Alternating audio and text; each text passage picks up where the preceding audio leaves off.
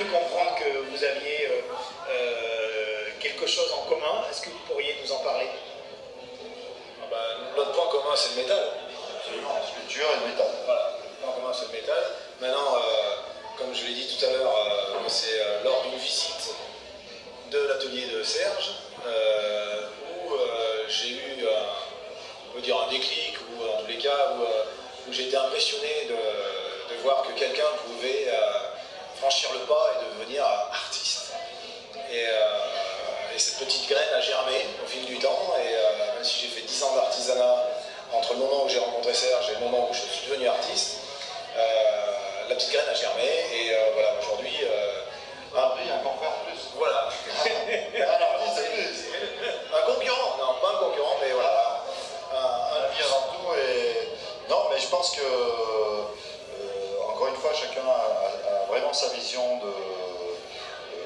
déjà de l'art, de la matière qu'il peut pétrir au sein de son atelier. Chacun a sa patte.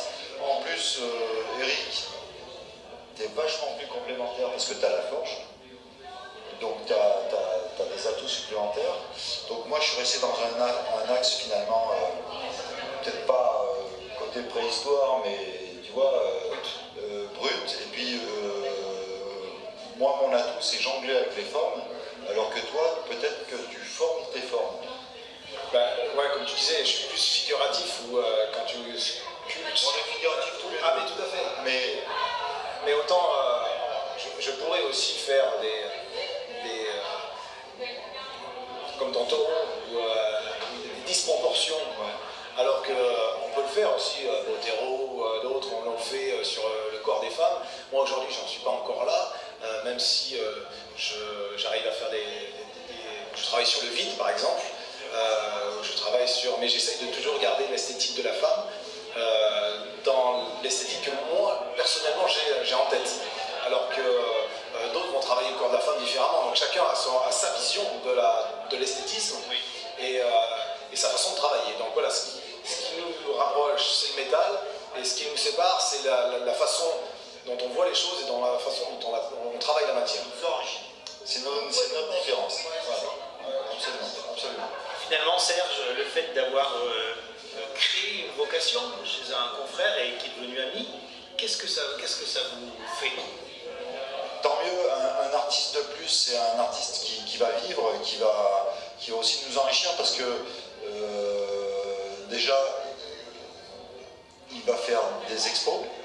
Donc au nom des artistes, c'est quand même bien que justement ce côté artistique existe, qu'il s'expatrie. Alors moi, mon souhait, c'est qu'il vende, qu'il explose, qu'il aille en galerie. Voilà, ça c'est porteur pour tous les artistes. Et bon, que ce soit Eric, c'est vrai qu'au départ, on avait peut-être, on s'est rencontrés 2-3 fois, et moi je t'avais rencontré en tant qu'artisan, puisque tu étais plus dans tout ce qui était acier forgé ou portail, et le voir prendre son envol, bien sûr, c'est magique. J'adore. Ah oui, c'est plus que ça, c'est un ami. Je comprends. Est-ce que, en 2 mots, vous pourriez nous parler de l'œuvre qui est juste à côté, de la danseuse? C'est une danseuse.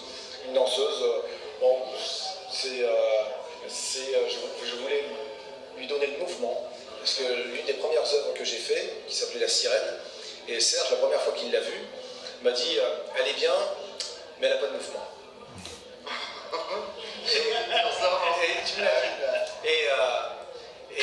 Et j'ai dit il a raison. Et il a raison, c'est une nature morte que j'ai fait. Voilà, elle est morte. Elle n'a pas de ligne de force, elle n'a pas de mouvement, elle n'a ni aucune rotation. Et j'ai dit oui, il a tout à fait raison. Et à partir de ce mot-là, qu'il a dit qu'il n'y avait pas de mouvement, toutes les œuvres après, j'ai essayé de leur donner un mouvement. Je leur ai donné un mouvement, je leur ai donné une histoire, je leur ai donné... voilà, il faut qu'une œuvre, comme tu disais, il faut qu'une sculpture, c'est une œuvre statique en mouvement. Voilà, il faut que, voilà, elle raconte quelque chose ou qu'elle ait cette impression de mouvement. Et j'essaie de travailler justement sur le vide et sur le mouvement. C'est pour ça que j'ai fait celle-ci par exemple, où voilà, il y a vraiment, on voit vraiment un mouvement. Et voilà, chaque œuvre apporte quelque chose à l'artiste qui va l'emmener aller vers une autre œuvre qui sera plus aboutie. Et voilà, c'est un chemin, l'artistique est un chemin. Mais je parlais de chemin parce qu'effectivement, un jour, vos chemins se sont croisés et finalement, le cheminement, c'est aussi ça, c'est l'expérience et c'est les rencontres, et puis c'est amener vers une autre œuvre, vers un autre regard, et puis à chaque fois aller plus loin. Oui, je pense que le chemin artistique, c'est aussi une quête, c'est la quête de soi-même, savoir s'étonner tous les jours, si c'est possible. Il y a des phases de création. Moi, je sais que les meilleurs mois, c'est maintenant. C'est septembre, octobre, novembre, décembre, janvier, février, voilà. Pour moi, ce sont les mois les plus créatifs.